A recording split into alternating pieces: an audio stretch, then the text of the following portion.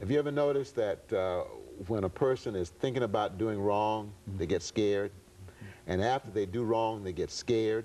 Is that correct? Fear of getting caught, right? Okay? So I think that wrongdoing, and by wrongdoing I mean going against the will of God, mistreating somebody, thinking that I'm superior to other people, that's wrong, okay?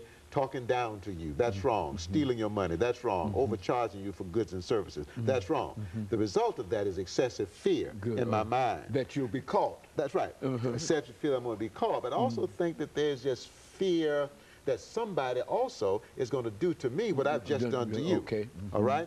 In any event, excessive fear follows wrongdoing. Excessive fear also follows being mistreated, okay? As long as if that excessive fear remains unresolved, I believe it turns into grief. Okay? And grief, if it remains unresolved, I believe turns into despair. And when despair develops in the mind, then it's going to manifest itself in one of many different ways. Depression, anxiety, paranoia, high blood pressure, okay? All of those are elements of despair. I think when you say a person is caught up in despair, you can almost identify some of the things that he might be affected by. Right, the despair may manifest in so many different ways, because I think that if I'm in despair, I'm also in a condition of rage. And rage does not sit too well in the mind. It will damage the mind, the thinking process, it'll damage the functioning of the body. And one of the manifestations of rage, I think, is suicidal thoughts, suicidal urges, delusions.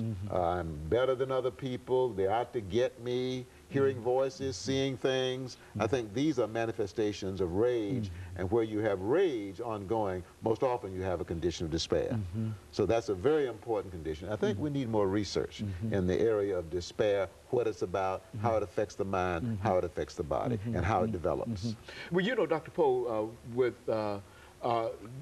this whole idea of fear of wrongdoing, you're suggesting now that if we could stop this evolution of despair at wrongdoing and check it through some kind of spiritual whatever, that we might be able to even intervene and eventually prevent a suicide. Is that, would that be a suggestion? I think that we can make a tremendous dent. And that's what organized religion is about. That's what spirituality is supposed to be about. It's about helping people to live a life pleasing to God, and that's doing the right thing. I mean, that's really what it's about, okay?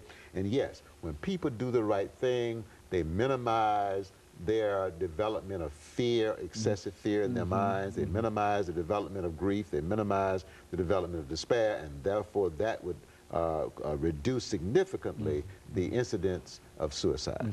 But now there are some individuals who are unable to minimize all of these negatives in their lives, and then they eventually will commit or at least attempt suicide. And so over the next 30 seconds before this final commercial break, Dr. Poe, what we'd like to do is to come back during this final segment and to talk about suicide itself, and to see how we might be able to, in whatever method, intervene, either through information or institutions or whatever, so that we might be able to have an impact upon people literally killing themselves, etc.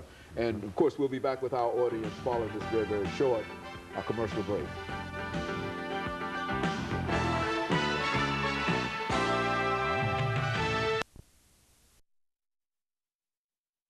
The topic is spirituality.